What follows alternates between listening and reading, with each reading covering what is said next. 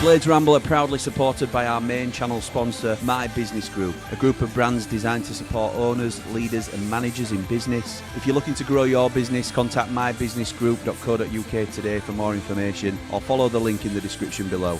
And seeing as this is 3MB, we're proudly sponsored by VMB Auto Centres at Handsworth. They're still offering that amazing deal of 50% off your MOT when you let them know that you're a Rambler. Call them now on 0114 322 4446. Thank you to VMB Auto Centres for their continued support of the Ramble. Blades fans, subscribe to Blades Ramble. Up the Blades.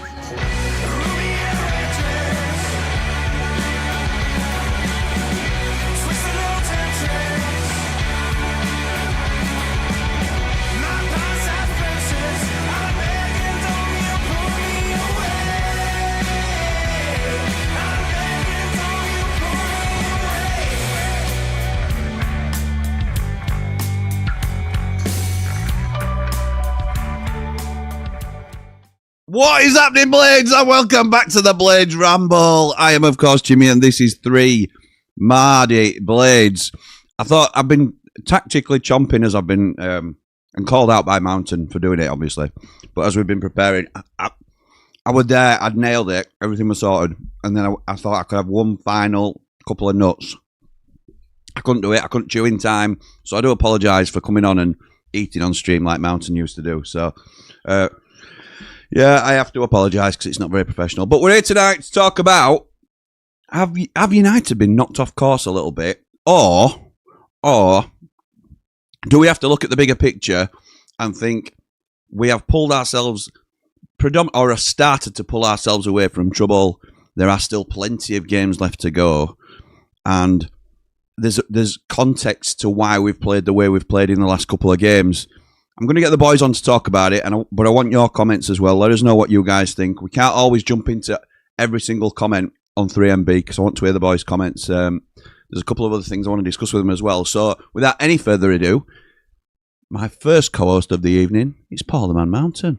This is a view from the mountain with a heart so pure it's astounding. Man Mountain, strong and true. What a man, what a view. With a heart so pure, it's astounding. Paul Man Mountain, welcome back to the Blades Ramble. Never gets boring that, does it? Never, ever gets old. Never gets old. No, I agree. How are you, my mate?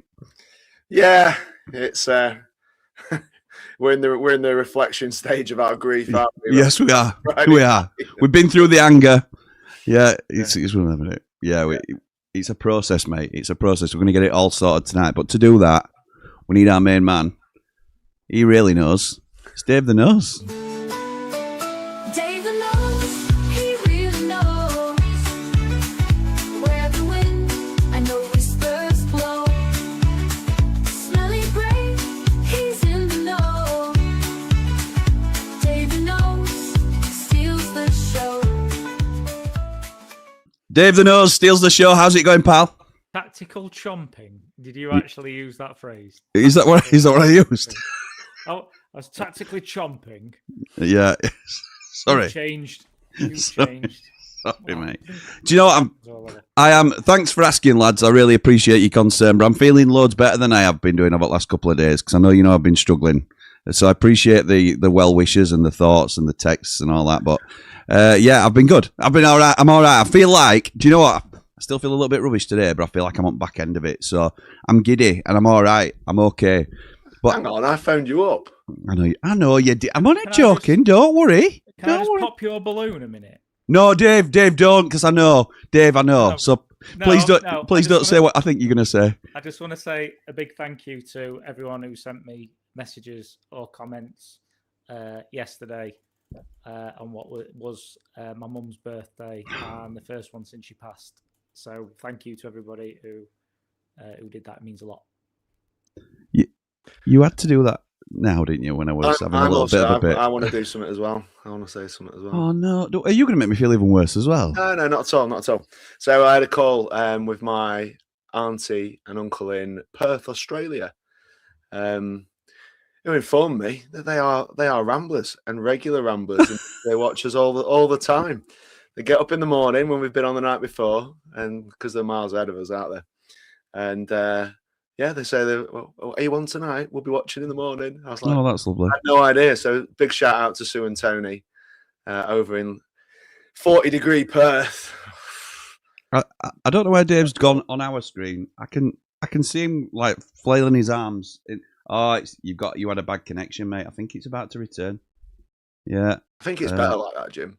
Yeah, I think so too. No, it's still not great. He's now gone full green, so I'm expecting him to return and pop back on screen any time. I can hear you all right, yeah? Can you hear him, Paul? Mate, he's... I can hear him, but... Okay. I think his light bulb's gone.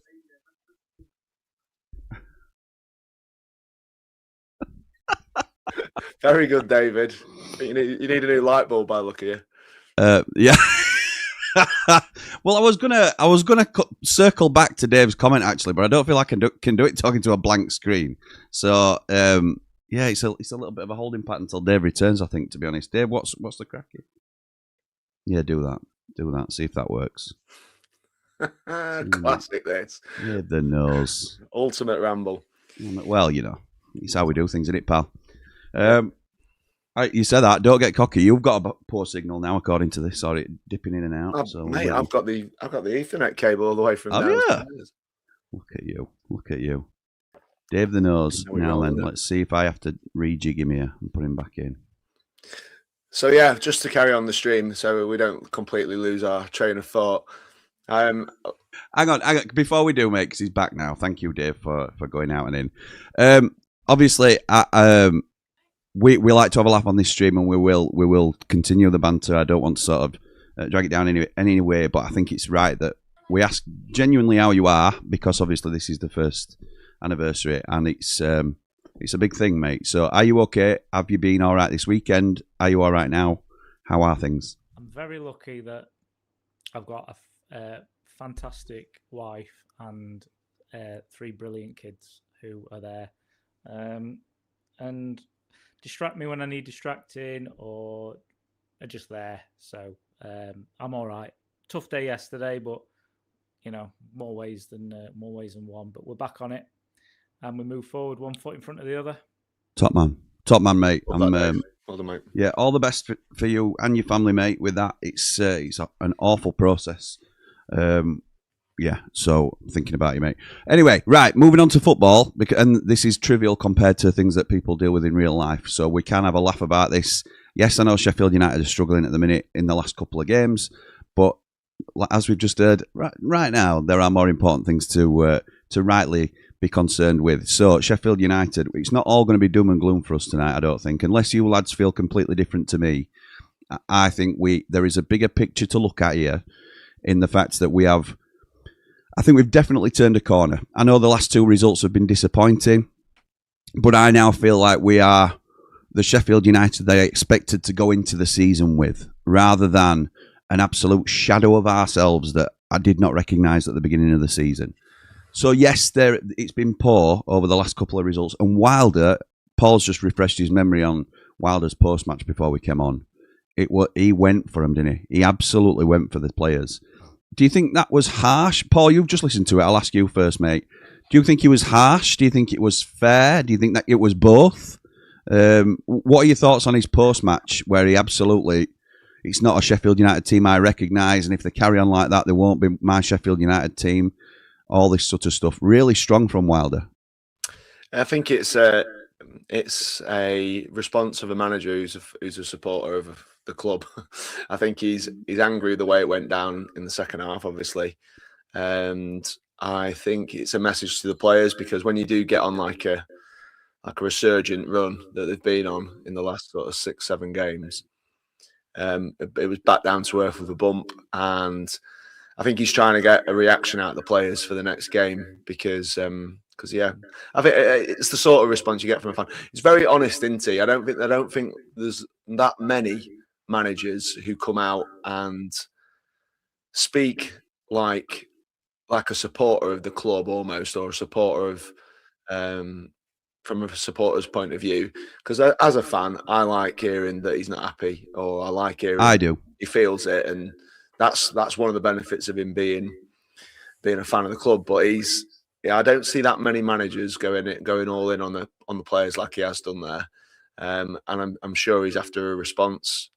Not all managers do it in public. Some of them do it behind the closed door, then come and smile and nod for the camera, don't they? But you could tell he wears his heart on his sleeve, and that's what we get. And I, for one, quite enjoy it. So I don't mind it at all. But some of the players are, you know, he refers to it quite a bit. They're playing for their careers, and not just their career in football, but their career at Sheffield United. You know, there's people with decisions are going to be made in the next few weeks. And for some of them who didn't show up in the second half, and he said they didn't really take the game to West Brom. We were expecting things to happen, and they were really wasteful actually in front of goal in the first half. Definitely should have been in front at half time, and they got done. I said about McGuinness. I said to you, my words to Jim were, McGuinness has killed us here, because he loses his marker for the first goal, and then he falls over his own feet for the second. And he looked cumbersome. That's my word. That's the word I'm using. Good word. He looked like he looked leggy. He looked like he wasn't quick enough to get across the ground. And Sheffield United have paid the price, and I should imagine McGuinness could be paying the price, because Bindon will be thinking, I've been playing well, I should be in. Yeah, that's true. I think what we'll do, I want to get Dave's opinions on post-match as well. But I think I'd like to do a bit of a squad review with you boys, and I want to know who you would keep, who you would sell, and who you would loan out of our squad. But Dave, just before we move on to that, what were your impressions on Chris's post-match? I agree with Paul. I've heard some rhetoric online that it was deflection from his own team selection and decisions that he'd made, or subs that he didn't make in the game. I think the only thing you can probably look at is the subs that didn't come earlier, but either way, the players let themselves down, I think, on Friday night. I genuinely think it were an emotional reaction, like Paul says, from a fan. I think it was I want my team to do better than most managers probably would, because I'm a fan of this football club as well, and maybe the fan got in front of the manager on that post-match, but I like that side of Chris Wilder. You can call it a flaw if you like, but I like that real side of him as a Sheffield United fan as well. It makes him feel more like one of us, because a lot of Blades were angry on Friday night, and maybe justifiably so. I can hopefully see the bigger picture, but what were your thoughts on his post-match, mate? I'm like Paul, and you.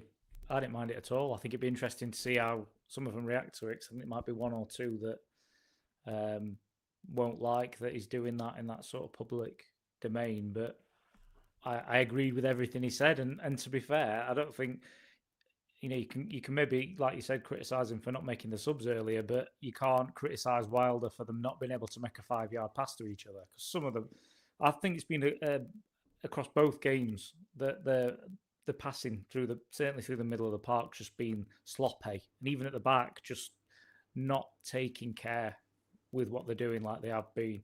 And yeah, McGuinness as well. Whether it was a foul or not, I think it's kind of irrelevant. I think he has to do better than he did anyway. Yep. He trips himself up. I think so. A few times. I think so. I haven't watched it back since the game. I'm only going on. Yeah. He trips himself up, Dave. No, he don't even touch him. But he's got to do better. And I, again, for the first goal, again, bang on the money. Loses his man.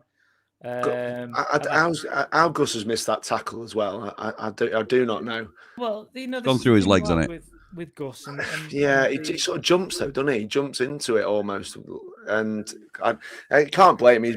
He's made a good effort to try and block the cross, but when the cross comes in, positionally, you've got a decision to make as a centre half, and for that to just go the wrong side of McGuinness and straight into striker's path, it's just too easy.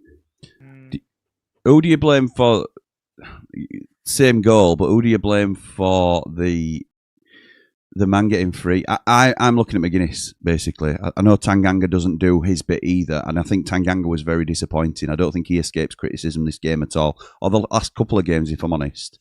But I think McGuinness is the one that can see the runner whereas he's behind Tanganga. It doesn't make it right that Tanganga doesn't stay with him, or it's not his. I haven't done enough, analysis of it, if you like. But for me, if McGuinness can see the danger in front of him, then you go with the man. But I don't know. Anybody? I just want to chuck in the bit that frustrated me with that goal was we're against a team that's doing us on the counter attack time after time. Yeah. And Gus does a totally needless back heel. And we lose it, and then bang, they're up the pitch. And I think that's just been the thing. It's just that this real sloppiness that's been really disappointing for me. I forgave him a little bit on Tuesday, given the amount of players that were out. But it shouldn't have been, 2 games running. Just the amount of times they're just giving it away cheaply. I was really shocked he put Samari in from the start, I'll be honest. I thought... Who else? Yeah. Well, you could have switched Gus in there maybe and done something. But Gus is just not disciplined enough positionally to play that anymore. He just goes off and does it, which is brilliant when it works. What Samari is, Dave? Well, fair. Touche, I think is the response to that. I mean, I think it stands out to me that we probably need another centre midfielder in January. I heard a little rumble about Rothwell from. Yeah, that would be a fantastic addition, in my opinion. Apart from the fact that apparently he's been absolute bobbins for Rangers this season. Yes, yeah. Jord watches Rangers on a regular basis, and he said he's been really poor this season. And it doesn't mean he wouldn't come and make a difference to us, because he could do in a different team, in a different environment, less expectation than playing at Ibrox. If we're playing fair, obviously the opposition would be better than he's up against at the moment. So there's the swings and roundabouts. He was terrific for Leeds, weren't he? He was. Yeah, he was. For Leeds, and that wasn't that long ago either. So, and I think he's a real problem from set pieces as well. I think he did really well for Leeds, taking those deeper set pieces and stuff like that. So maybe that's an option for us. Do you think, lads, that this has knocked us off course? Are you concerned about these last couple of results, or are you not happy with, but comfortable and aware of the context around them, and you think that come Birmingham, then we should be ready to go again? And if there's another flat performance against Birmingham, I think there's a lot less excuses that we can level or offer the players. But I think the sickness in the camp, which we know has been going around a few clubs as well. It's not just a Sheffield United excuse, but it's a genuine reason as to why we've been down to bare bones. And injuries to key players like Sidney Peck coming out at the team with an injury at a time when he's probably been one of our best players of the last 3 games.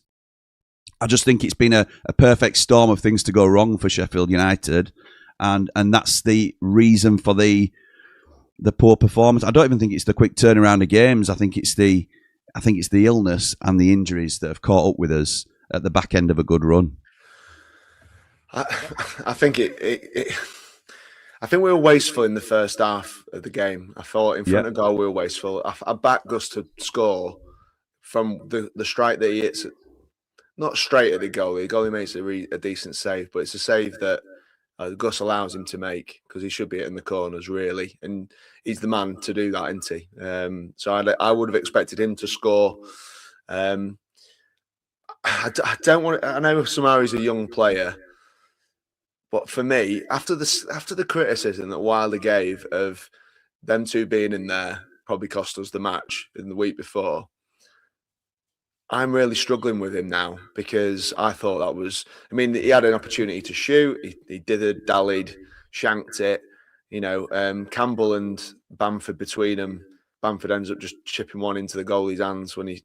that surprised me as well. So there was some obvious bit of wastefulness from our forwards, I think, in the first half. And, goals change games. They came out in a better frame than what we did. And Wilder rightly goes in on the players for what they've done, because he expected a bit better, but it's a team game, so you can't take all the credit when you win and deflect all the criticism when you lose. He picked the team.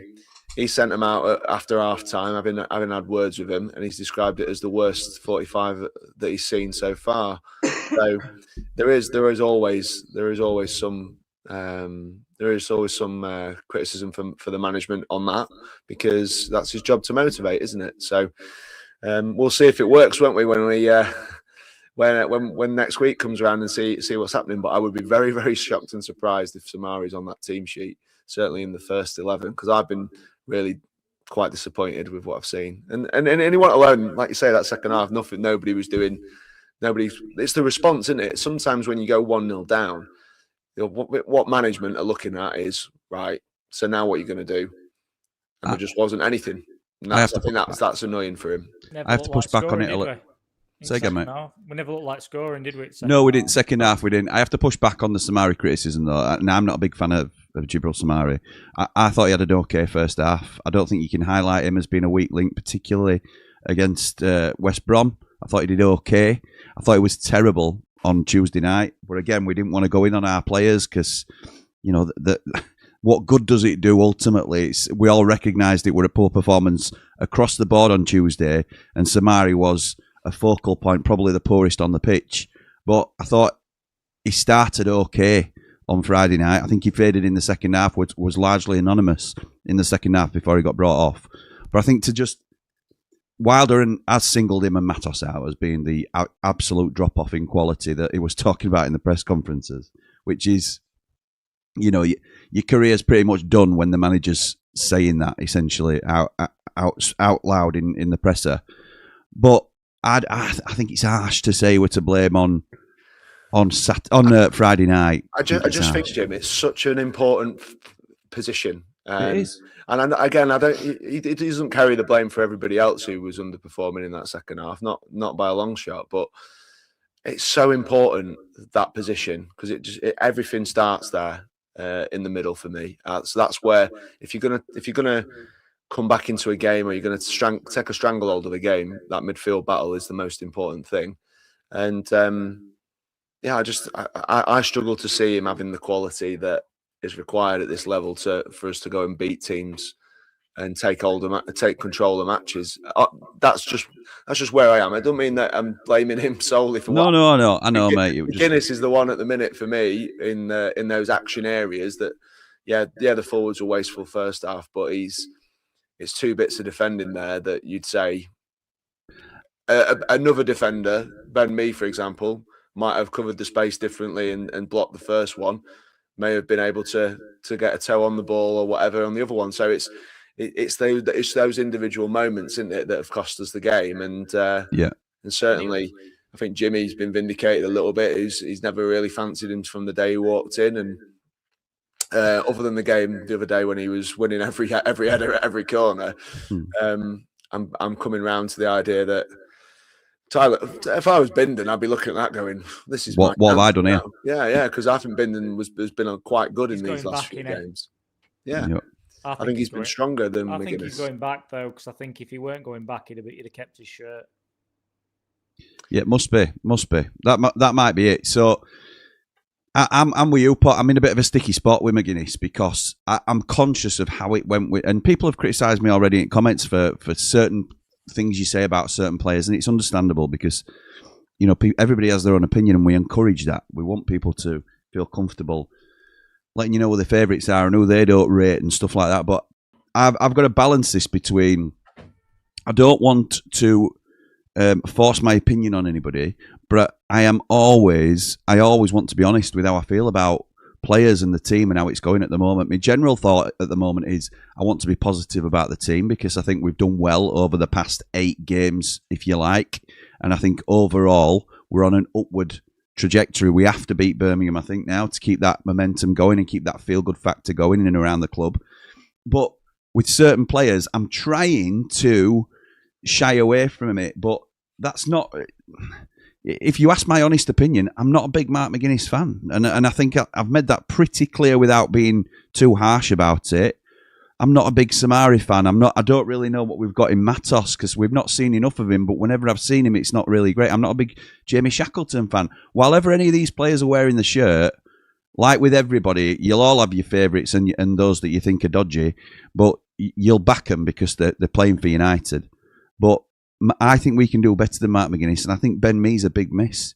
I think, and the fact that we're relying on a 35, 36-year-old to come back into the side and give us balance says that we are still in a bit of a sticky spot and maybe some stuff needs to be done sooner rather than later. The problem we've got with this situation is Wilder didn't sign these players. So, he'd have brought in Ben Mee most likely, or he's a fan of that signing. He's brought in Gyro and Pat Bamford. They're the only ones we know he fancies. They're the only ones we know he wants to keep. And I think we will keep both of them. But, we've got to hope that more than expect it. We signed McGuinness for money.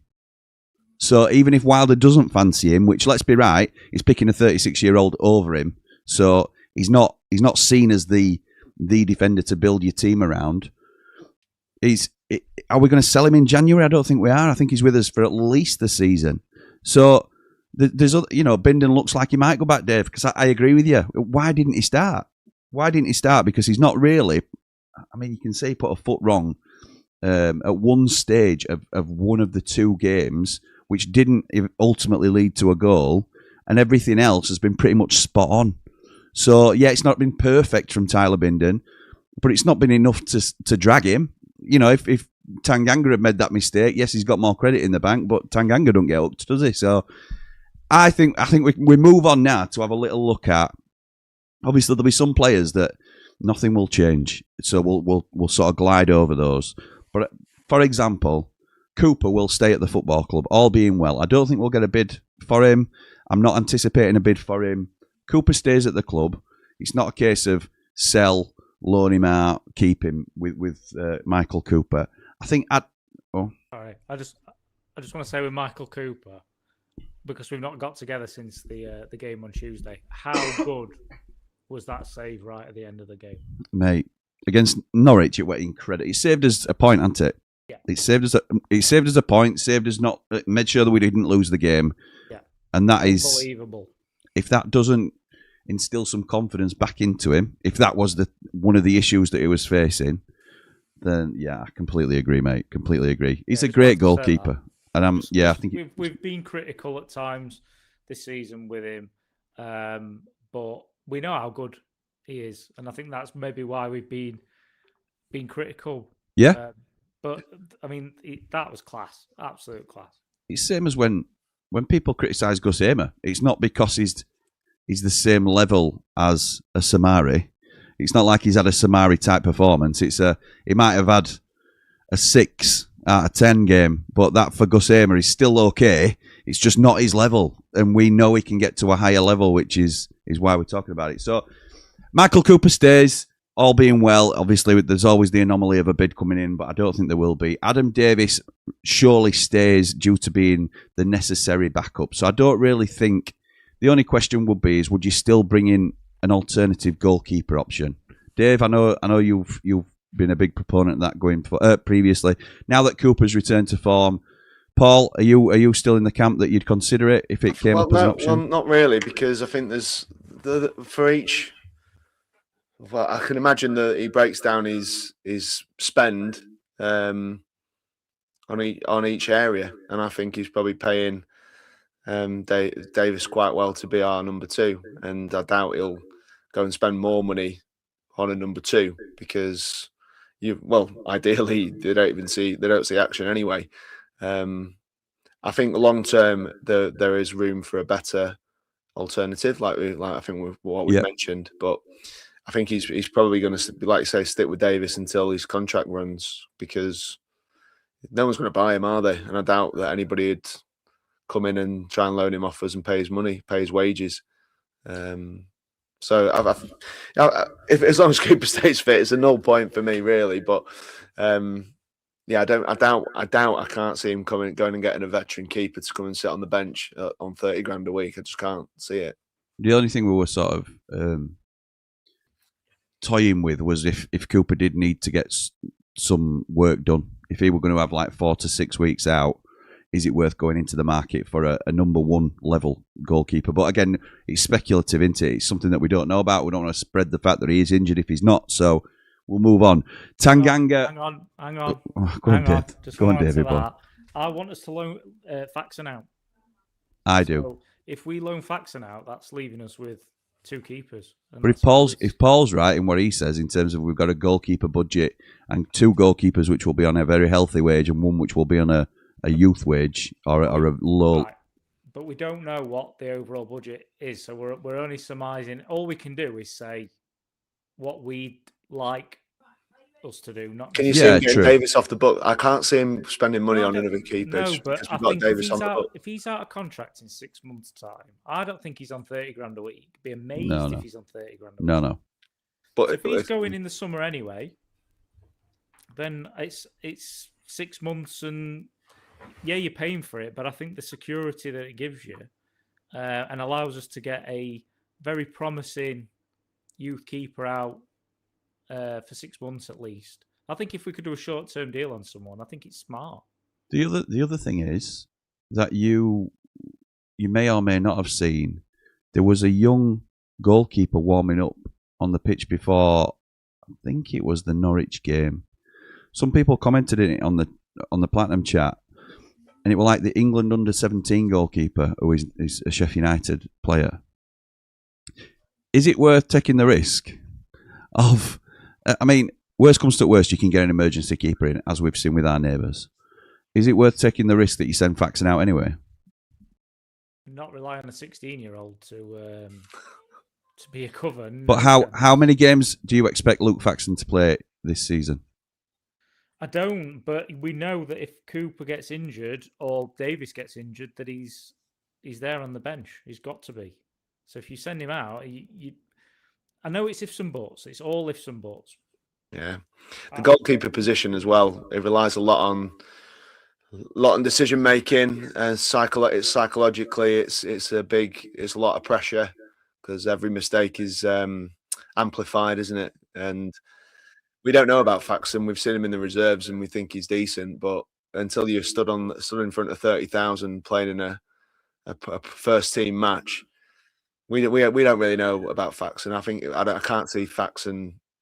And he could be a very confident young lad, couldn't he, that comes in and looks all right for 20 minutes and then drops one, and then it could shatter him, couldn't it? So you never know how they're going to react to them sort of situations. So yeah, fair enough.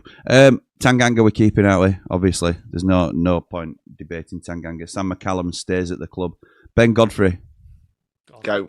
Got To go. If it's possible, he's got to go. No doubt. Tyler Bindon. Personally, I'd keep him, and if it were me, I would. Wilder's been really vocal about McGuinness being higher in the pecking order. I think he said it a couple of weeks ago, didn't he? That he was, but he was the natural replacement for me. Yeah, I think Bindon. If all things being fair in football, Bindon should be selected for the next game, regardless, in my opinion. And on that basis, I would keep him. I don't know whether that's because there were rumours that if we could get him for a small fee and he's seen as someone for the future, it frees up a loan spot for somewhere else on the pitch, I suppose. But would you be up for that? I'd be up for keeping Bindon. I think he's as in purchasing him. If we can get him for $1 million or $1.5 million, something like that. Yeah, because I think he's only going to get better with games, in my opinion. He's got all the tools and he's got. But like I said, a lot of being a centre half's in your head, and the more he plays, for me, he's probably going to. I liked he made a really good block, didn't he? That was the other day and stuff. And I think his instincts are quite good in that position. And I think he's winning Wilder over. I was surprised that McGuinness had come straight in because when I saw his ankle go the other way the other day, I thought that could be nasty. Yeah, I thought it'd be more. Clearly, I think it would be bruised, and I was surprised that he was back when he was back for this game. Really, but yeah, I don't know, mate. It's an interesting one, isn't it? Because personally, like you said, why did you drop Bindon if there's no other agenda in play? Not sure, and we don't know, do we? We're just speculating on what's happening, but.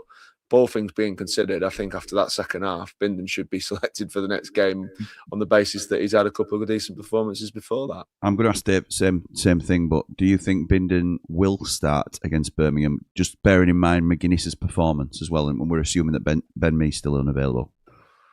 Do you think Wilder will make that call? He was clearly fuming after the game, and I think McGuinness was a large part of that.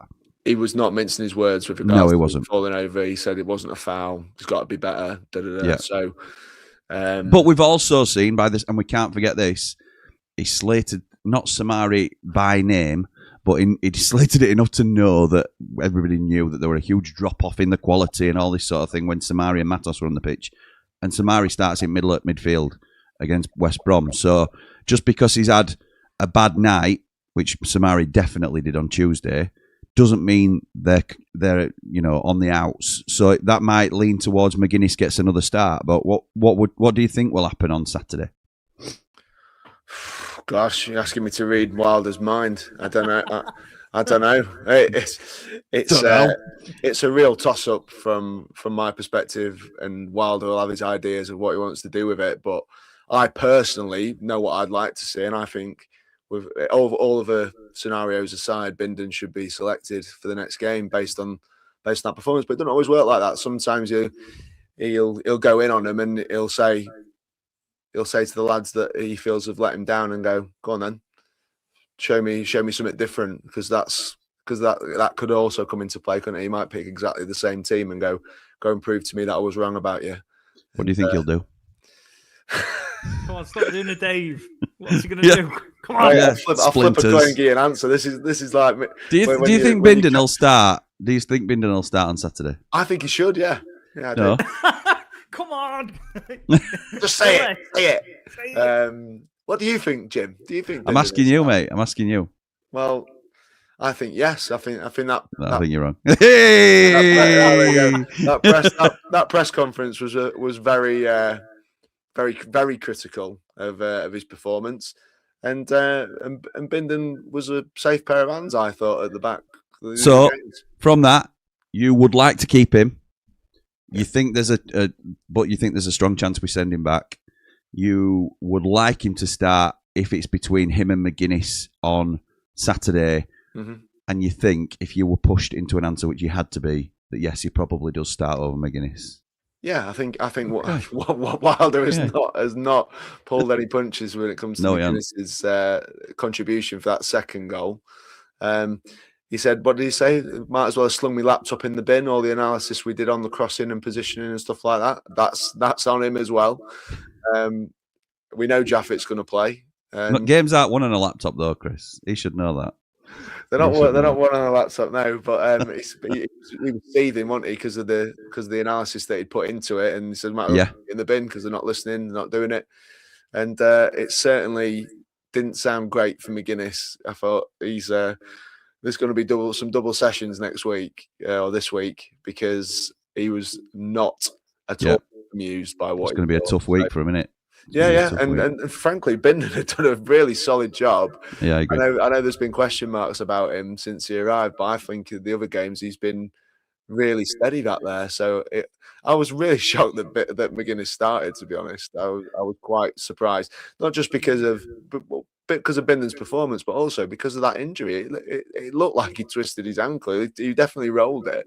Yeah, and it's a very quick turnaround to get back on a professional football field after you've done that. So yeah, I was just surprised with it, and I think Bindon will start personally, Jane. Nice. Thank you for that. Dave the Nose, who really knows.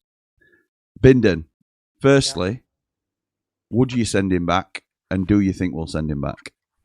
Would I send him? I think based on how he was in the couple of performances recently, I would probably hold on making a decision on that one until the back end of the window. Right, first one undecided. Tick. Well, I think it's not the priority, and you've got to make sure that if you do send him back, that you can bring somebody in that's going to be a better option.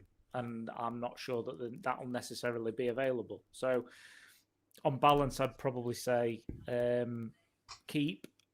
Okay. I don't think we'll sign him permanently, because I'm sure they paid a fair wedge for him. I don't think we're going to get him for £1 million. I thought we were about $500,000. I might be wrong. I might be getting it all mixed up. But plus, it's from them lot. If anyone does know, Lee, if you're watching, and no doubt you all know. Yeah, they will do us no favours either, will they? Because there's usually one price for one club and another price for Sheffield United. So I think he will go back, though. based on the fact he didn't play. I think that's quite the statement. That being said, I think he'll start on Saturday because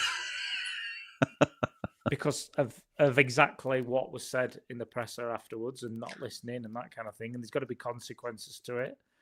And maybe, even with a month to go, or not, well, half a month to go before the window opens, he'll be given a chance to prove himself. But the one thing I am certain of is as soon as Ben Mee's fit and available to play, he'll be back in the 11.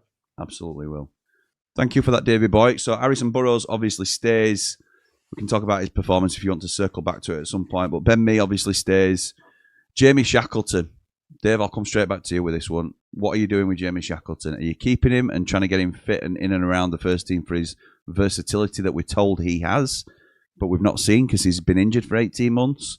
Are you selling him? Are you loaning him out to try and get some grease on the wheels? What are you doing with Shaq? Well, we ain't selling him because I can't see us having offers for somebody who's barely played a minute this season. Loaning him out sounds great, but again, a club's got to be thinking if they're going to be forking out money for a loan that he's going to be available, and he hasn't been. I think he's in the squad till the summer, and then we see. I think paying him off just doesn't make a lot of sense because again, I can't imagine he's on a great deal of money, and I think Wilder does like him. Maybe just likes him as a lad. He talks about him. Some Leeds fans rate him, Yeah, they do. It's the Tom. We just haven't seen him, have we? We haven't seen him doing it. We haven't really seen him, to be frank. It's hard to make a call on him because we don't get to see him in training, and he hasn't really does half at time either. To be fair, he hasn't held down the place, has he? So it's hard to call Shackleton. He'll be in the squad till the summer at least, in my view. And I don't necessarily agree that he'll be on a tiny wage either. He's come from Leeds and it was a bit of a stalwart for them. So I think he'll be middling. I don't think he'll certainly not be one of his biggest earners, but I think it'll be around 15, 20k, something like that he'll be on, which is a decent wage for somebody who's not getting anywhere close. But it's nowhere near Ben Godfrey money, which I completely agree that he should go back. Yeah, Shackleton, we've not seen enough by any means, and I think we're all agreed on that. Would we like to see more of him? Probably, why not? But just looks an hard worker to me. It's like a Ben Osborne level in terms of I'm not excited to see him in a Sheffield United shirt. It's not like get him back because he can make a big difference. But if he's versatile like we think he is and maybe provides a little bit of covering right back, centre midfield, then maybe he can do a little bit of a job for us if he can get fit. But it's a big if at the minute. Nils Zatterstrom, surely we're all agreed on this one as well. What are we thinking, Paul? Say again? Play him. I'll ask someone sensible, Paul. Learn him to Rotherham or something. Oh. Dave? Yeah, I think that's somewhere reasonably local that he can... I was going to say that. Do you think it needs... York City. Do you think it needs to be in the EFL? Like within this country, because I think that would be important with somebody still trying to acclimatise to living and playing in this country. And what sort of level do you think we could ship him to? Again, very difficult because we haven't seen him play. But what level do you think for his? What would be ideal for a prospect that we've paid a decent bit of money for? Would you be comfortable seeing him in League One? Do you think we can possibly get him out to League One, or do you think it's going to have to be somewhere like League Two and just see how he gets on? I'll go League Two for second half of the season, and then League One next. I'd build him up because I've not seen him play. So again, difficult one. But the fact he's not been really anywhere near it makes you think that he's a bit of a way off. Yes. So I'd go League Two, and allow him to acclimatise, play plenty of football, and then make a decision in the summer where we are as well. So I think that'll probably have an impact. But won't be difficult either because he's not getting he's getting on the bench as like the last man to get on the bench. He's not getting any minutes at all. No danger of gracing the pitch, I don't think. And so what you'd essentially be doing is offering him to a League Two club and subsidising his wages and sort of saying, look, rather than him play for our 23s, can he come and play for you in League Two and probably be one of the best defenders in league if he's anywhere near the potential that we're looking at? So I think it's a no-brainer that we'll be able to get him out. It's just what sort of level are we pitching him to? Paul, any thoughts on where you'd want to see him placed? Yeah, I think the conference doesn't really help him in terms of acclimatising to. Well, they could go out to conference now, couldn't they? So that's where you've got to wait for the window where EFL clubs can make their moves. We could send any of these out. It's Nchukwu, for example, which we'll come to, or Ukaki. We could get them out to Boreham Wood if we wanted to. But how does that benefit Sheffield United, really? It's just I don't think it does. And I think League One as well, you think apparently he's very, very raw. So I think what I've heard, he's quite physical, but inexperienced decision making needs to be worked on. I'd like him to go somewhere where he's going to play. He's no good him kicking his heels on bench. He might as well go and play for someone in League Two who need a player. And like I say, it's hard when because we haven't seen him at the level, but I'd assume League Two would be. You'd think, like you said, if he's been signed and he's got the potential that we're told, League Two would be about his level at this point, and then, like I say, next season possibly League One. Depends on his development. He might fly in and then become considered for the first team. So we'll have to wait and see.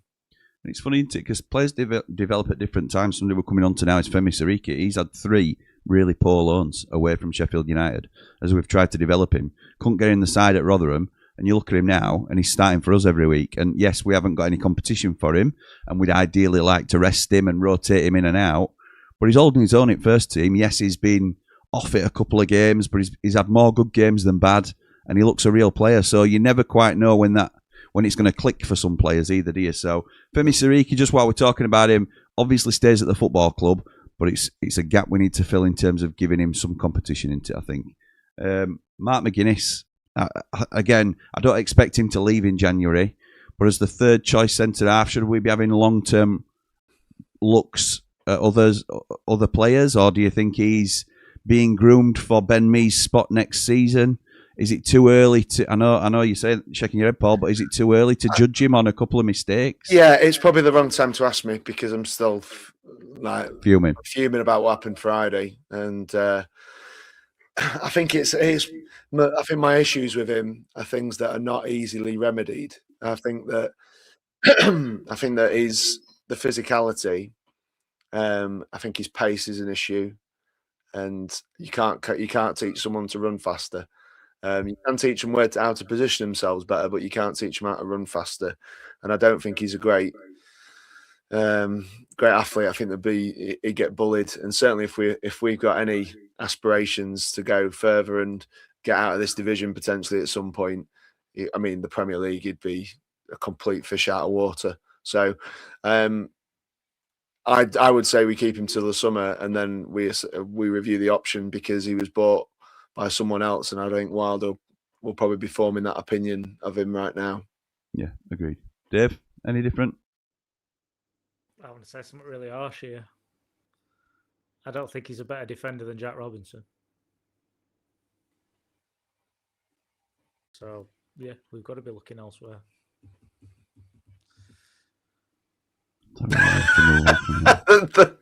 The side. I don't think he is. I'm not. Dave, the problem is, I don't think I disagree with you. So you agree with me, is what you're saying? Yeah. I don't think I disagree with you. So you agree with me, is what you're saying? Possibly it is, yeah. Right. I was glad we cleared that up. Moving on to midfield then. Oh, no. So, right, let's have a look then. In January, we are saying we keep Tanganga, keep McCallum, get rid of Godfrey, sorry. We would like to keep Bindon, but we think there's a chance he goes back. So we're losing Bindon and Godfrey potentially. Shackleton we won't be able to get rid of till summer. We're losing Zatterstrom. Do we need to do anything else then? Other than a right back? That's 3 centre-halves that are going out of the club. We'll have Tanganga, me and McGuinness left on the books. I personally don't think Bindon's going back. I think he's been in the first team and he's around the first team. He's being used he hasn't been completely bombed. Yes, he was bombed for a little bit when Wilder first arrived, but he's playing his way and changing perspective. Wilder chucked in the olive branch, didn't he, the other day? I spoke about it on here. I said because he said about Peck being exposed by the tactics of the previous manager, and he put Bindon into that conversation as well, and said he was exposed as well. So he did. He's made him a little excuse for some of those performances, and almost for me a bit of an olive branch. I think personally, and I think and obviously I want him to come in the next game, and I want him to have another good performance, and I want him to put his hand up. You know, players can change his mind, and they have done in the past, as we know. Okay, I would say then we need a right back. I think we're all agreed on that. We need some competition for Femi Siriki, yeah, and only a centre half if Bindon goes back. Yes, that's where I am. Dave? It's a real shame that Godfrey's not worked out, because in him you've got a player who's comfortable playing right back and gives you the competition for Femi that you need. But also, if you're short, can go in and play centre half as well. So yeah. If it was somebody of that ilk, then maybe that would be ideal. But I think I would prefer someone who's a bona fide right back than someone who's a bit of a halfway house in both positions, personally. Oh. What do you think to Hamza then as an option? Hamza can't play at the back, can he? So no, but he's not a bona fide right back though, is he? He's a right back / centre midfielder. I would prefer. We're not getting Chowdhury. I thought he was solid, but I would prefer us to go and get a dedicated right back. Would you? Yeah. Okay. Someone who's because I think he was solid defensively, but I never. Femi gives you that raw, explosive pace. He can take a man on, get behind, get the pullbacks. I think we need somebody who, given the type of, unless we go for a different type of winger, if we're playing with Brooks, say someone who's similar to Femi, who's got that bit of speed about him, who can put a ball in and cause some problems. And I don't think Hamza really did that as solid as he was for us. I don't think he really did that. Same with Alfie Gilchrist. See, I like the contrasting defenders that you can get, rather than, I think we look for a right back that has strengths where Femi has holes, and I think then you play your better defender more appropriate to the game in front of you. Yeah, but then when we had George and Bogle, they both popped up and scored goals, didn't they? They all right. Maybe Jayden was a little bit stronger offensively, and George was a bit stronger defensively. I think that's widely been the. They weren't miles apart. No, they were, but they were. We knew, and we recognised at the time that we were spoilt in that position for a long time. Jayden Bogle would have started for us had George Borlott not been as good as he was. So it's we had two very good. It's a little bit like, Burrows is bang out of form, and McCallum's played above himself really, and shown us, certainly me and Paul, who weren't big fans, that he can get to these sort of levels. But you'd like to think that if Burrows comes back to anything like, then we're going to have a similar issue at left back, where we've got two good players competing for a left back starting spot, which is exactly what we had at right back at that time. We've got nothing like it now, have we? We've got Femi Siriki, who's having to play 90 minutes every week in a role, like you've said, Dave, where he's getting up and down the wing. Yeah. And he is an athlete. He's a pure athlete. Certainly, if you were just looking at the build of players, you'd think, well, he's the man to do that. But you've still got to look after him, haven't you? You've still got to make sure he's... But I think we lose something massively if we go for a more defensive-minded right back in terms of our attacking threat. So what if we end up with Gus on the right? With these sort of... though, doesn't he? That's what I mean. So Gus is going to get at by... He's never going to get at byline and flick a ball back. He's just not... That's not his game. No, I know, but we're talking about being more disciplined in terms of... it's horses for courses, and we throw in like random scenarios out, so I don't want to get too far down this road, but we haven't got a legitimate right winger either at the minute, I would say. That's the point. If they went for somebody who was a bit more of what I'd call an orthodox right winger, so someone who's right-footed for a start, who's got a bit of pace, is going to take his man on, and is going to like an Ogbenny the box. Then we'll come to him. I could see the point of going more defensive minded as a right back because it would give you that solidity at the back. And so I could see that, and you might leave yourself exposed if you've got both players on the right hand side bombing forward. It just depends on what type of player we're going to go for there. It's the balance, isn't it? It's easy to look at players and go, let's go and get him, but because that side is a bit we've got essentially at the moment we've got one right back and one right winger properly. Yeah. They complement each other really well when they're playing well. So we've got to make sure that we've got the option B if we're going to do something different. Means that they complement each other again, or they go similar so that they're all four are interchangeable. Fair. Right, into midfield then, and there's some real conundrums here because we've got a lot of bodies. I do think some of it is quantity over quality. I mean, Ollie Arblaster stays. He's now getting back in the mix. I don't think there's anybody that would say anything other than, nobody's saying cash in on Blaster. Nobody's saying anything like that. But what they are saying is cash in on Gus Hamer. He's the number 8 that we'll come to next. The only question about Hamer is not whether he's good enough to start in our team. Of course he is. He's the player of the season from last year, but he's got 18 months left on his deal. What do we do with Gus? What do we do with him? Paul, what are you doing with him? Well, it all depends on everyone else, doesn't it? Because I personally would like to keep him, obviously, because he's been an outstanding player. We'd all like to keep him, wouldn't we, I think? But the truth is, if he won't sign a deal... Yes. So I've had this... I was speaking to Sue and Tony over in Perth when we were speaking about Trent, and I had a bit of an argument in the social club after one of my footballs with a Liverpool supporter who said to me that I said Liverpool shouldn't be booing their own player, a young lad who's played for him all that time. He said, well, he's done us dirty. And I said, well, the club should have managed that situation better. And with a year to go on his deal, they should have given him an ultimatum. You sign the deal or we're going to flog you. And I think it'll be a similar story with Gus. The factors here are: is someone going to come and give us the deal that we would accept? I don't know if they are. If a club comes and says, "Well, Gus, we'll get another 20 grand a week. We'll pay United 12 million quid plus an add-on for performance, whatever."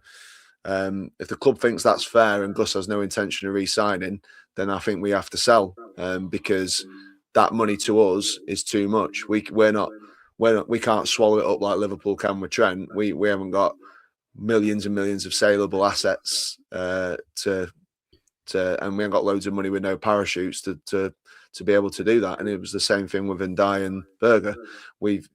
It depends. If Gus comes on and says, "Well, I want to end my career here, and I'm going to sign this deal, I'm going to stay," then we try and keep him. Do I see that happening?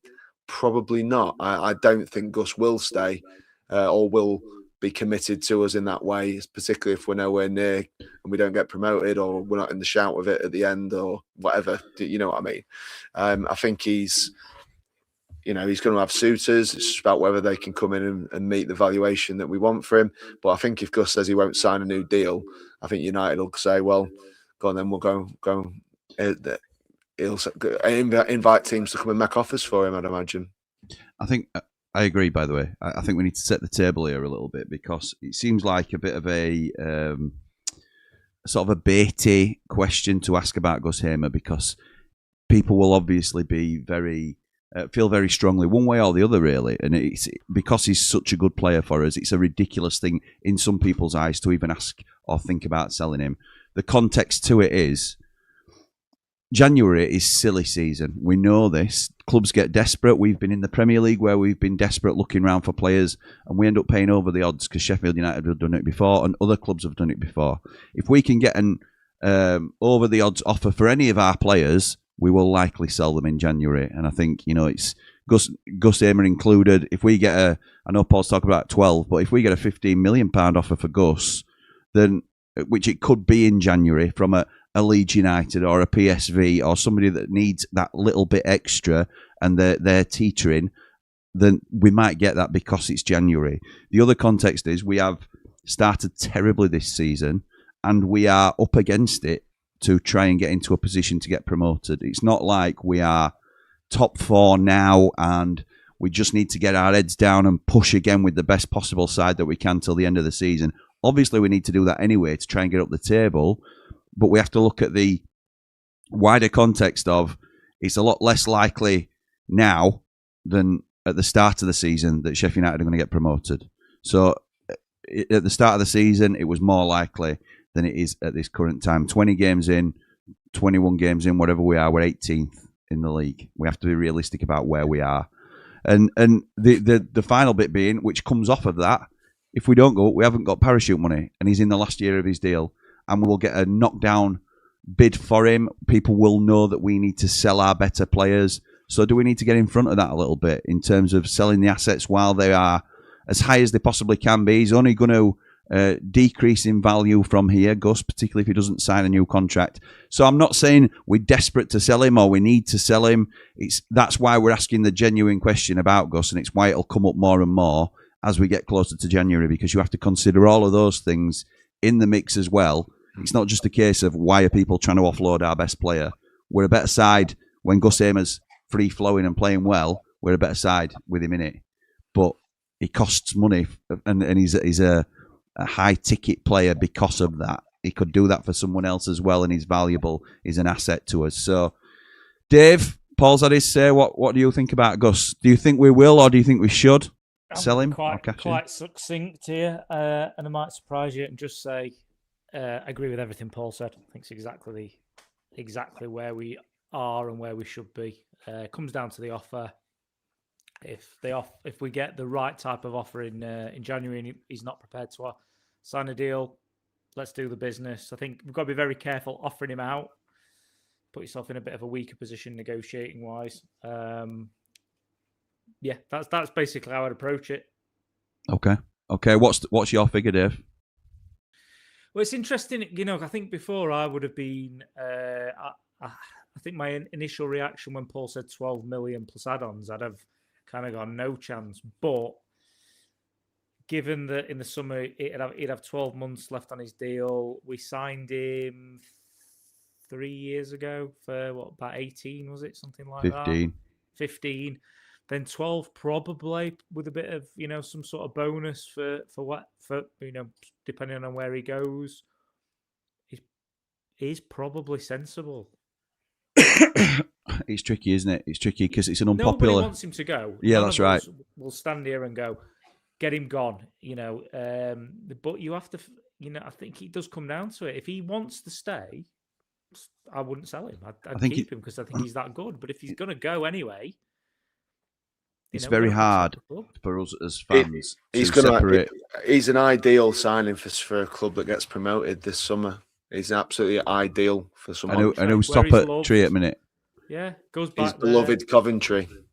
Yeah, exactly right. It's very tough for us as fans to separate what we want and the business side of football. And I think that's sometimes where Chris Wilder's got caught up at times as well. I think he wants to, wants us to be bigger and better all the time. And obviously we all want that. But from a business perspective, sometimes you just have to give and take a little bit rather than just always go all out. And we've had a little bit of a peek behind the scenes with that through some connections that we've got, but it's a tough thing to balance everything that we need to do to make sure that we're a comfortable and safe, stable club going forward as well. Do you know what I'd do with him? I would, if he's not prepared to stay, I would say to him, sign a contract with a release clause in it. We'll give you an uplift in wages and help us to bump up what we're going to get for you. The trouble with that, Dave, is that there will be costs that need to be cut in the summer as well.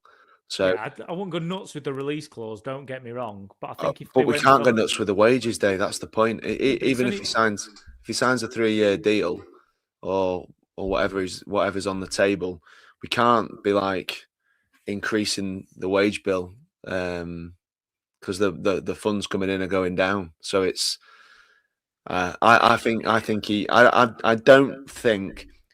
ones that like Jim said, Leeds United are the ones in January we've got to be wary of, and I think they've come in with some derisory bids before, haven't they? or Yeah. that Just they put testing on, the waters, aren't they? testing the Yeah. waters. They're the ones, and then in the summer, it's any of the three promoted would see him as someone who can bridge the gap to Prem quality. So it's going to be tricky to keep him. But the only way for me he stays is if he signs an extended deal on very similar terms to what he's on right now, because there is going to be wage bill considerations to make in the summer. That's fair. I think we've done Gus, but I think it needed a bit of time on Gus, as it did with Bindon as well, really. These are the sort of players that we're not sure about come January. Callum O'Hare stays player at season so far. Andre Brooks, I know a lot of us early in the season would have liked him in an ideal circumstance to get some minutes on loan. I think he's proven that he's more than capable of being in and around the first team this season. He's done really, really well. I think this last spell, I don't know, I've been really... Maybe I've been a bit hard on him at times, saying I don't think he's a right winger, and but I think he's done a really good job there. As much as I'd probably say I don't think Cal O'Hare is a left winger, but he's been played off the left and he's been outstanding. And I think for the most part, since Wilder came back, I think Brooks has done really, really well. Still a bit inconsistent, which he has been, but he's impressed. He's looked good. Fair play, Dave. Fair play. Jibril Samari, it's largely thought that there is no natural break clause in the loan deal. We paid £1 million up front, I believe, and it's a £10 million obligation if we are promoted. What are we doing with Samari, lads? Are you keeping him in around the club? Are you looking to send him back if we can negotiate that return? Yes. Paul? Yes. Send him back, Dave. Yes, send him back. I was about to do a Phoenix Knights line then. What's that? I can't say on stream. No, you can't. It's a family show. Samari, you want him gone. It's harsh, isn't it? But I think it's fair. Not what like. I think we can frame it in a slightly less scathing way. Yeah. Thank you. I think he isn't what we need right now. I think there's a player in there, but where we're at, we need. We have to look at players who are there now. So we've got City, we've got Gyro, we've got Arblaster, who are going to be competing. They're the three that, when fit, will be competing for the 2 starting spots. Behind them, occasionally, you've got Tom Davis. You can put Gus in there if you need to. I mean, we'll talk about Tom Davis. What would you do with Tom Davis in January? I don't think we're going to have a lot of options, to be honest, lads. I think it's similar to what we've been saying previously. He's here into till his contract runs out at the end of the season. That's when we'll cut ties, I think. Is that fair, Dave? Yeah, sad, innit? I think he's brilliant, but brilliant when he can play, which isn't often enough. Was it you who said if you think he'll hang his boots up, Paul, in the summer? Yeah, I yeah. If you look at his injury record over the last few years, I think for a side, the quality of him as a player versus the availability, I don't see a League One team coming and paying him what he thinks he needs to play, because they need players who are available and durable and good to go. I don't know what type of offers he'd get in the summer, because it's not just since he's been with us. This has been in the pipe for him for years at Everton as well. So I think if he'd have had a Brewster style season this season, where I think more with Rian's last season, it wasn't that he was unavailable. It's just we didn't think he was what we needed.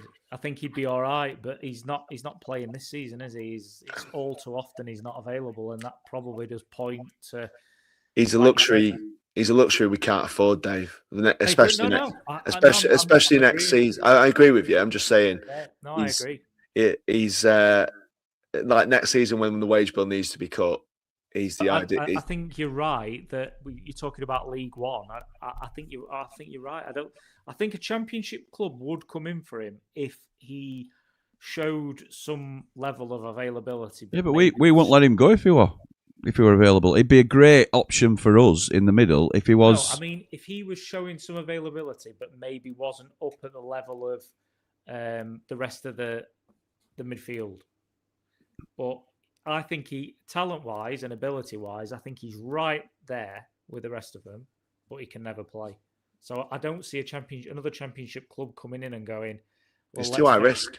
Yeah, exactly that. So I think that's where he's going to struggle. And he's not, for him as well, I think he's probably made enough money in his career that he maybe doesn't, if he's been sensible, he doesn't need, that level of income.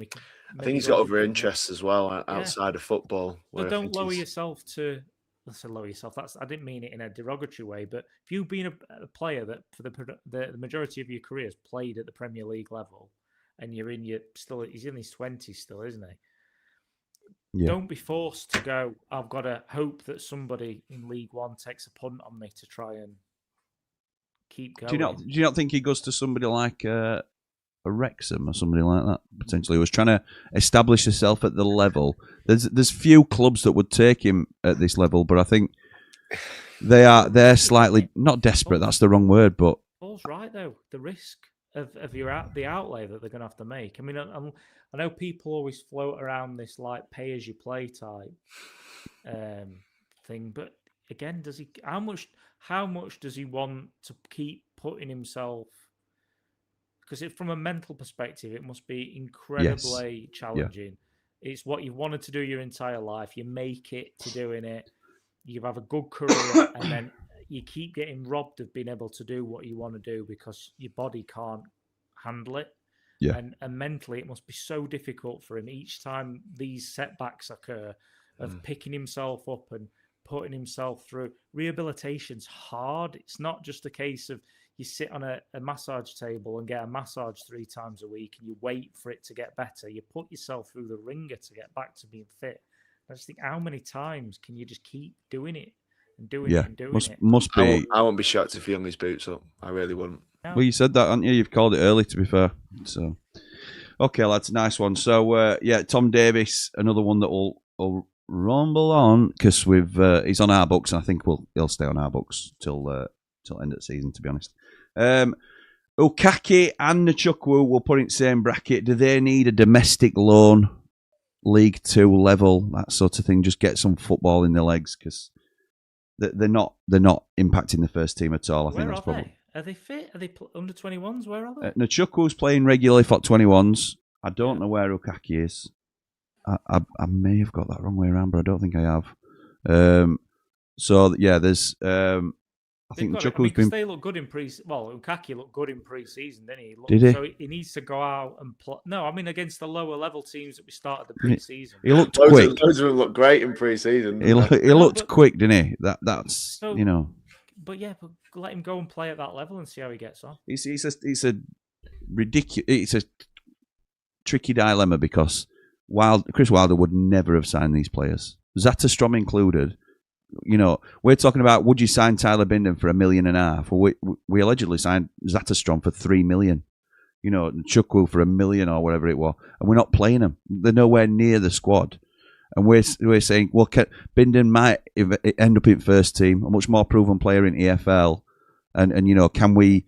Is it it's low risk to get him for a low fee? And you look at some of these signings and you just shake your head.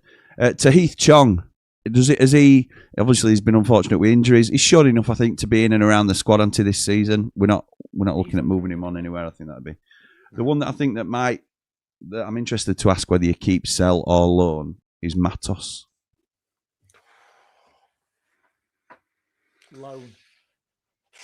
I'm loaning him, Dave. I think it's most likely that we loan him rather than sell him because of how recently we bought him, to be honest. But unless we're taking a huge loss. Paul, what do you think, mate? Don't know where to start with him. I'll be honest. He's. I don't think he's the level. I think he's a good athlete. I think in centre mid, I think it's the hardest position on the pitch, and he doesn't seem to have, for me, to have the game awareness to be a quality championship footballer. He might fit in a side where they're out of possession, and he's a decent athlete, and he can pressure and he can work hard. But do I see him as someone who's going to break into our first team and sustain a place at centre mid? No, I don't. Do I think he's being considered to play at right back? Not really. And as a result, we've paid money for a first team footballer, and I don't think we've got one. So I think, unfortunately, he needs to go somewhere with a view where he's held in reasonable steam, possibly back to Oxford or somewhere, and then try and recoup a little bit of the fee. Get a bit more money for him if he goes to somewhere like Oxford, has a decent 6 months there. That's exactly right. Back in for him and go, we'll give you, I don't know, 500-600 grand, and we go. I mean, he could surprise me, but I think Wilder's the comments after the other game. I think Wilder's sussed it that he weren't picked by Wilder. He won't be picked by Wilder again, and I'd be really surprised if he's here beyond the summer. Okay, Cheo Ogbeni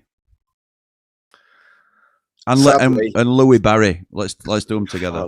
Well, Louis Barry definitely going back. I think he's 1st of January. I think his career, he needs to go back to somewhere like League One where he was. I'm going to say, he settles at League One, doesn't he? Surely. Well, he was tearing it up, so he was doing a brilliant job there. On this, he looks like a 6-year-old playing with the under-12s. He don't look right to me. No, I agree. He can go and play for them lot. He probably can, yeah, yeah. Why not? But I don't think I don't think he's going to be able to, because he's a nice kid and he shows flashes of stuff, but physically, I don't think he's Championship level personally at the moment. And unless that can change, I don't see him staying. Ogbeni's a real shame because I think Ogbeni. I saw him play for Ireland and he was really impressive as well, and I've seen him play really well for Luton in the Premier League. I think this injury has knocked him for 6 because I think in his head he doesn't want to do the things that make him a useful player for us. If you're as quick as we've seen previously, as he tells us he is over 100 meters, etc. The one thing you've got to do is you've got to Kanchelskis it every single time. You've got to tap it, you've got to run, and you've got to, and then bit of end product on the end and you're winning because it will pick you every time because you've got to pin the defence's back. But he does not trust his body enough to be able to be that player for us. And I think he's obviously a great person. Having watched a couple of bits of him, I think he's a really, really good man who is really struggling to get his head around pushing his body to the place he needs to push his body to be a useful player for us. That's where I am. This injury is not going to help him either.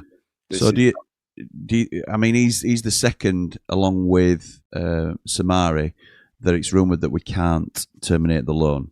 But if we put that to one side and sort of say we can look to renegotiate and with Ipswich and things like that, if we can terminate him, would you send him back? And do you think we will send him back?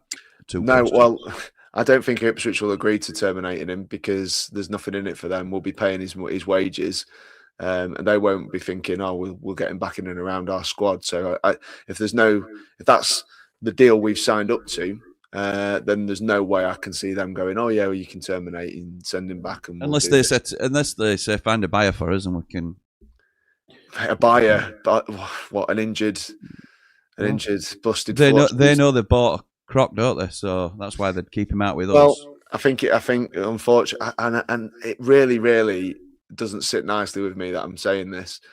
I think it's just going to be a dud that we're going to have to get on with. And I think Wilder likes him. I think he likes him, and I think he'll be in and around the squad when he's back fit. I just think he's not the player that I saw playing for Luton Town. That's for sure. He's not that guy anymore. And it's sad because again, I think he's a brilliant bloke. Dave, any differing thoughts to that? No, I mean I think again, Paul just said it. What I was thinking, Wilder does clearly like him. Really nice lad, like we've said. Can't pin his hopes on him. Okay. Really sad. Yeah, I agree. I did have that worry, and I don't, as much you as did. I called myself out for Brooks. I'm gonna have the Godfrey one as well, because I remember talking to Jim about Godfrey, and he was all over it. And he was like, I were really pleased with that signing. And I said, just not if you look at his record over the past 3 or 4 years, My dad said it to me as well. everywhere he's gone, he's been bombed out. Yeah. Everywhere, and it's like, Yeah. that Ipswich performance. You'd rather be wrong though, wouldn't you? You'd rather would. be wrong. Yeah, of course I would. Yeah, Yeah. I was the same, but exactly kind of it's exactly what I thought. The concern I had is proven to be True. right, and that's never a good thing. No, that's right. Never a nice thing to happen. But yeah, we probably the only thing I would say, saying Ipswich won't come to the negotiating table. If we're basically going to say, look, he's not going to play at all, we'll pay you 3 months worth of wages back, and you can get him out on loan somewhere else. They might go for it, and we're still saving 3 months. Yeah, there's a possibility in there, but I know what you mean. It might be a difficult negotiation. The last midfielder, and we've taken a little bit more time than I anticipated doing this, but I have no issue with that. But the last midfielder we'll talk about, obviously, he stays if we can get him to stay. Jairo Riedeveld has been a real strong addition to us, and I think he looks to get better on the whole. He's certainly grown into the team. It's probably the best way to put it. And I think he looks a really important player for Sheffield United. I think he's a bit of a difference maker in our 11. Certainly one of the first names on the team sheet when fit and available. Do you think he'll stay, lads? That's the quickest question to ask you. Paul, you're nodding away. You think we'll manage to tie him down? Do you think that's beyond this season? Yeah, I think so. I think 2-3 year deal for him. I think we'll offer him 2.5 years, probably something like that.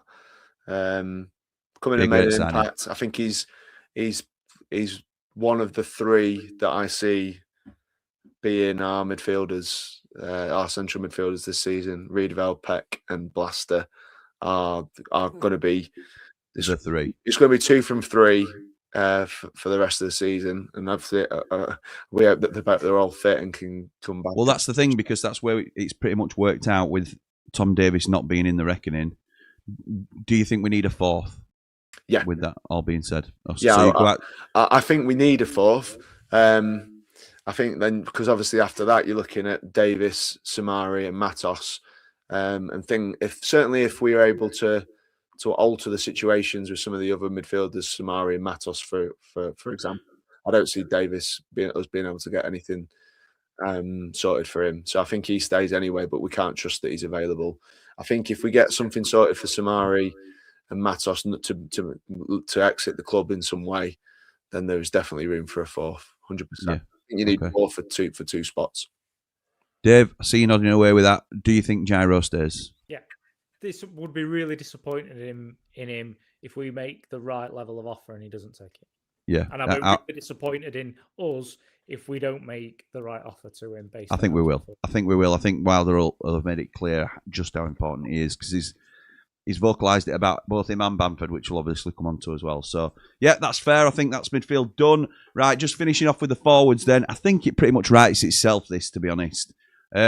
We've got Tyrese Campbell. We've got Danny Ings. We've got Tom Cannon, who I think now probably stays.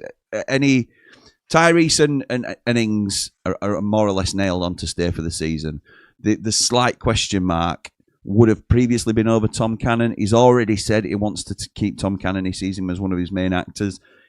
He could be tempted by a decent offer from elsewhere. But do you lads think, Dave, I'll come to you first. Do you think Tom Cannon stays with us past January? I think he does, because I don't think we get an offer for him that is tempting enough. I agree. Because again, if you let him go, you've got to go out and replace him, and it's almost the hardest position on the pitch to do, unless you're prepared to chuck loads and loads of money. So depends how much Hull want from McBurney, doesn't it? I suppose, as to whether.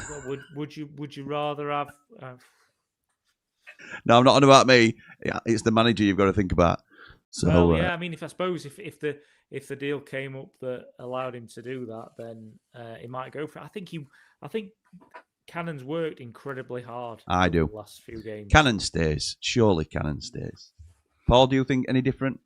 No, I think he'll stick with the 4. I think Oni needs to go out on loan. Is the only one I would say.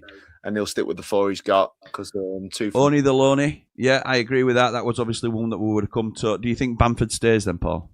I do, yeah. Why would he? I don't see why he wouldn't stay.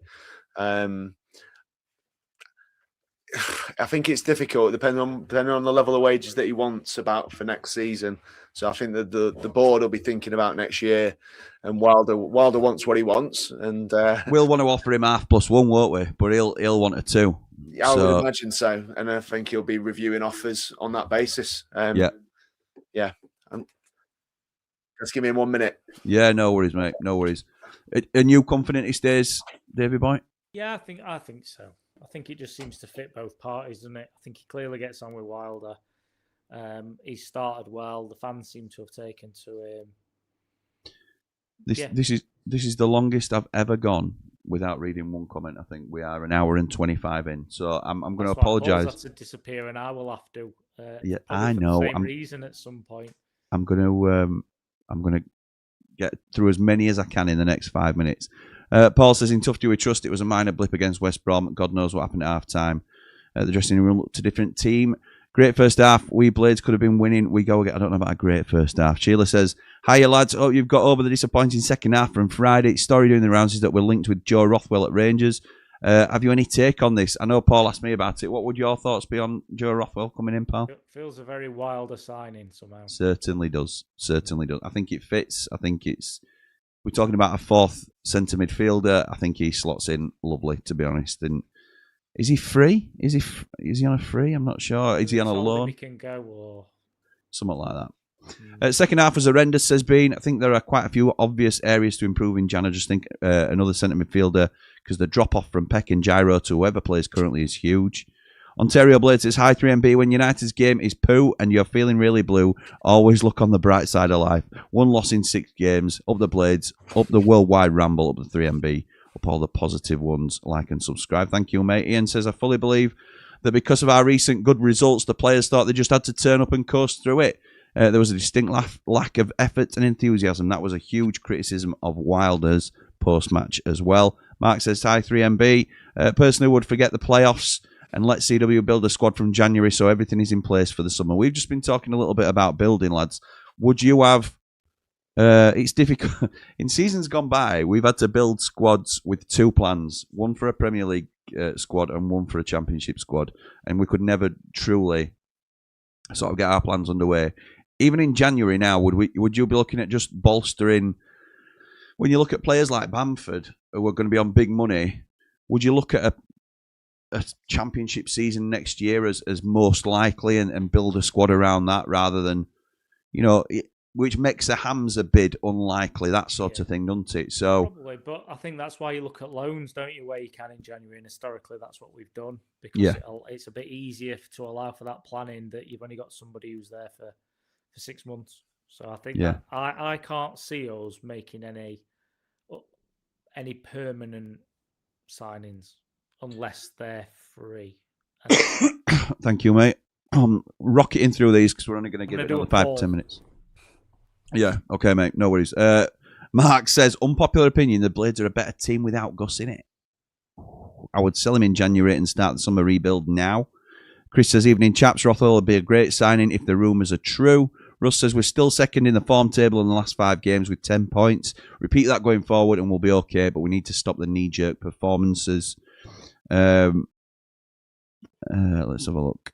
James says, did we concentrate on the West Brom game?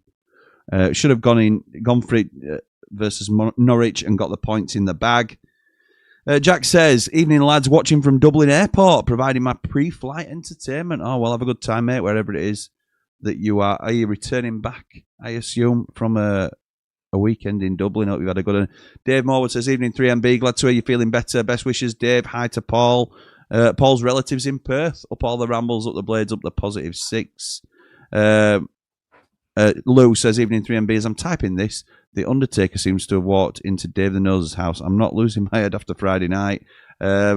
Second half was really poor, but we'll recover from it. Lost the game in the middle of the park for me. No coincidence we've had selection issues there this past week. Brum are beatable as Bramall Lane.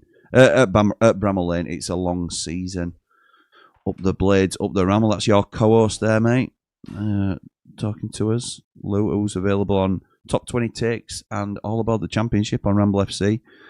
Right, I'm just going to scroll down and see if if there's anything else that jumps out at me. Apologies, we haven't got to a lot of comments tonight, but that is my fault. I was more interested in what the boys were saying as we were going into depth on some of these players. So while I'm looking for comments that may stand out, Dave, give us a score prediction for Saturday, please.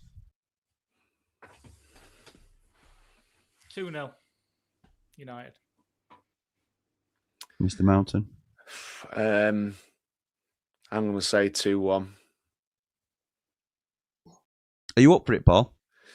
Yeah, I think so. I'm gonna try to. Yeah. Top man. You're there, right, Dave? We better win because I've got a pass afterwards for the after party. So yeah, don't let me down, boys. The after party. I can't make these. So please don't let me Blades down. on fire. So there has been a bit of peer pressure, to be honest, put on me by Big Tony, and I don't think anybody can say no to Big Tony. He's desperate for an after party, win, lose or draw, because it's like the closest one to Christmas, and we should all be having a party post Birmingham anyway. And if Dave the Nose is going to make an after party debut, then it might have to be something that we consider. What do we reckon? Man Mountain's there. All Ramble big it is. Be rude not to. It would be rude not to. It would. Might have to consider it. Let's have a look. Anything else? Danny Marshall just became a Rambler. Thank you, Danny, for the support, pal. Very much appreciated. Hang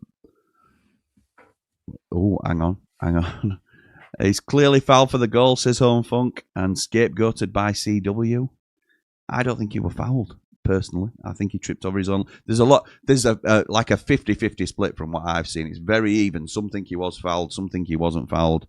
Wilder just says, I don't care if you were fouled or not. It's not good enough. You can keep him. You lost your chance to sell him to Leeds. Gilchrist ain't played for West Brom in the last 5 or 6 games. Would you take Alfie Gilchrist, lads? No. No? Paul? Nope. Interesting. Blades Ship sailed. That ship has sailed. Evening, Jimmy Dave and the Man Mountain. Disappointed after Friday, but just a blip. Hopefully a bit of a wake-up call. More to do in January than maybe planned. Got to get further clear of the bottom 3. One game at a time. I think that's still got to be absolutely the team in front right of you, and then just see where you end up. Danny says, send Samari back. Send Matas out on loan to Rotherham to get him a run of games. Davis, send on loan if possible, and let go in the summer. We won't be able to get him out on loan, I don't think. Marsh, One, Zatterstrom, send out on loan to get game time. Jack says, any player who can't keep fit should have to pay a percentage back to the club. Brand says, evening, gents. Personally, I'd sell Gus. We'll be in the Championship next season with no parachutes. This team will need money spending on it next season. I agree. Is McGuinness better than Robbo, says Mogger. Dave the Nose has already said he don't think so. Tom says, just joined, so unsure if it's been discussed, but what do you think about the potential Joe Rothwell signing? I think we've just said it's a typical Chris Wilder signing, that, and I think it would probably, from some of the conversations we were having earlier, Tom, it will complement what we need in the centre of midfield. It's not an expensive deal for us either. It's one of those that slots in and will complement Blaster, Peck, Gyro really well when we've got a player in Tom Davis that's unfit and then a big drop-off to any other quality that we've got. Mr. Danny McDonald says, why would McBurney go from a playoff challenging team to one near the bottom? Well, I don't think we'll sign McBurney, Danny, if I'm being honest. I think the link will always be there because him and Wilder love each other. And I think had Wilder been manager at the football club, Ollie McBurney would have never gone to Hull. He'd have played for Sheffield United. Ruben Sayers turned him away, didn't want him training with us while he were a free agent. But Ollie McBurney would come to Sheffield United like that. I've no doubt about it. It's just whether a deal can be done, and I don't think it will be done, to be honest. Not now we've got Bamford. Good morning from Brisbane. Says Kev, we're all a bit shocked out here with last night's events down the coast. Yes, at Bondi, wishing everybody all the best out there. It puts all our worries about the Blades in context. Absolutely right, it does, Kev. And best wishes to everybody out there. Absolutely horrible what's happening. Evening 3MB says Mr. V, or Mr. Tequila, as he's known in some parts. When I was watching the game on Friday on SUTV, Carlos Saba said we need 2 more forwards in the January transfer window. I almost choked on my beer. Up the Blades, up all Wide the Rambles forwards, lessons. wide It's got forwards. to be wide forwards, hasn't it? It'll be wide forwards, or it'll just be a Saba thinking about back to the Warnock days where we used to chuck 7 strikers on when we were losing and just lump it up to them all. Two wide forwards, definitely. Yeah, I don't. Yeah, he wouldn't be far off with that. To be fair, Rothwell's great at set pieces. Great at set pieces. It's a bad lie. Great at set pieces. Great at set pieces. It's does it sound like that? Anyway, we'll help with your tall strikers. Okay, right, we'll leave it there, I think, before I make an even bigger fool of myself. We skirted past Andy's Mr. Mate, that is the best clip I've seen. Oh, is it? Thank you, Mr. Tequila. Mr. Vancouver. Very, very nice. Oh, sorry, Mr. I have to say, I was very drunk. Very good. I'll see if we're having an after party, we'll see if he's up for coming as well, because he never says no, really, but then I can't get him away, that's a problem, so... We'll have to wait and see. Right. If Ted's in there, he'll be right there in a heartbeat. Oh, of course he will. Of course he will. Ted, turning down a beer. Ted. Oh, Ted. So good. Crazy, isn't it? So we'll have to wait and see what happens. But lads, anything else you want to add before I let you go? Since we've gone longer than a 90 after 90. We'll be right. We'll be absolutely right. Don't get too down that we've had a bit of a bump in the road. We're always going to lose games. We'll be fine. TP on Saturday, pal? Hoping well. Nice. Mr. Mountain, any final thoughts? Yeah, let's not overreact. West Brom took the chance. We dropped off second half. It happens. We're not going to steamroll. It was a bad half, weren't it? It wasn't a bad 90-minute perforance. You were a bad half. It was a poor second half, and we're after a reaction, aren't we? And Birmingham will be a tough test. I think they're quite physical, and they've obviously got Damari Gray, who's capable of a bit of magic as well. So they're a dangerous side. But if we turn up and play like we've been playing before the last half that we played, then we're going to have a good chance of winning the game. Well said, lads. I used to do a little bit of a thing on the channel called "Who Are You," where I'd do it as like an opposition preview and stuff like that, as part of what was the warm up, and has now evolved into countdown to kick off. And it were really difficult to sort of get all those pieces together from the opposition fans and turn it around in time, and a lot of editing and stuff like that. But I now have a weekly show with Callum Fowler, who is an EFL expert. So starting tomorrow, we're going to start properly previewing our games, starting with Birmingham this weekend. So he will be giving me a Birmingham perspective, who we have to look out for, what they're playing like, who's going to steamroll Sheffield United this week, and I'll be arguing back. We'll then finish on a combined 11 every week in terms of who gets into whose side most. So, yeah, I'm looking forward to that. Going to go into his mansion tomorrow. I'm going up the long driveway and be greeted by the butler to record that. So I'll look forward to it. And yeah, so look out for that on the channel tomorrow.